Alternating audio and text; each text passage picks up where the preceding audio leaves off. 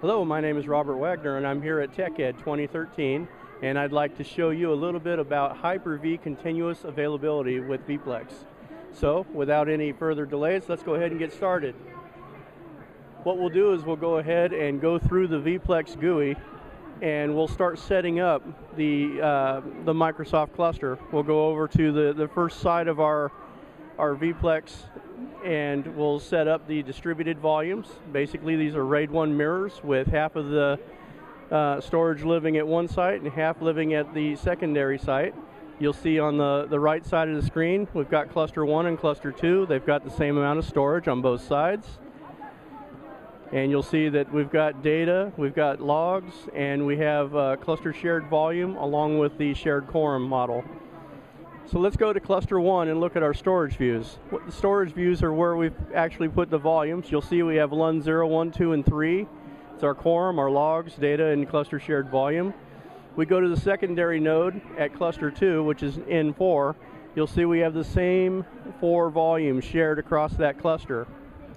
We're going to go ahead and set up performance monitoring across the 4 virtual machines that we have set up. Once we've set that up, we're going to come over to the roles of our cluster manager.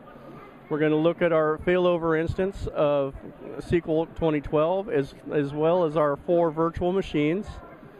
And we'll go ahead and initiate a live migration with the 4 virtual machines.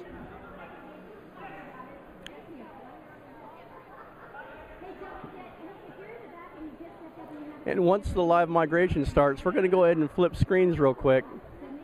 And we're going to go back and make sure that there's actually something going on in those virtual machines. So I'm going to open up a remote desktop section to each one of those virtual machines just to show that iometer's running, and it's got a 70-30 ratio for reads and writes, and it's going across all the VMs. So as it moves, you'll notice that none of those VMs will go offline. They continue to crank I/O.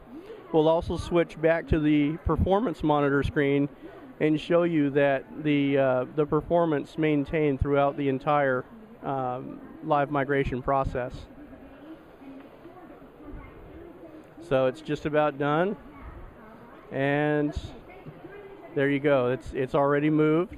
So we switch back to the screen. You'll see there's no dip in performance. The I/O maintained across the whole board, and we're right at about 45 seconds.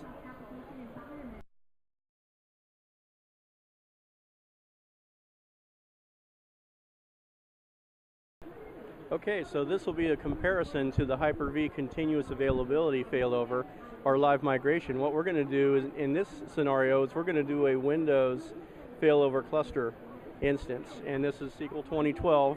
It's running on N2 right now, as you see up here. And as we fail this over, we're going to go ahead and look at the performance. I've started the performance monitor before. You'll see up at the top we've got IOs running on each path.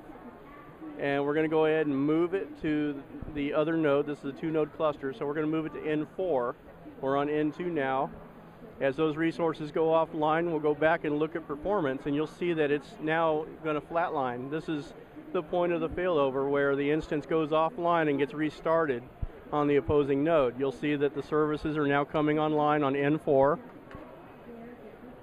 And as those come on, we'll go ahead and wait it out. You'll see the timer's up to about 41 seconds.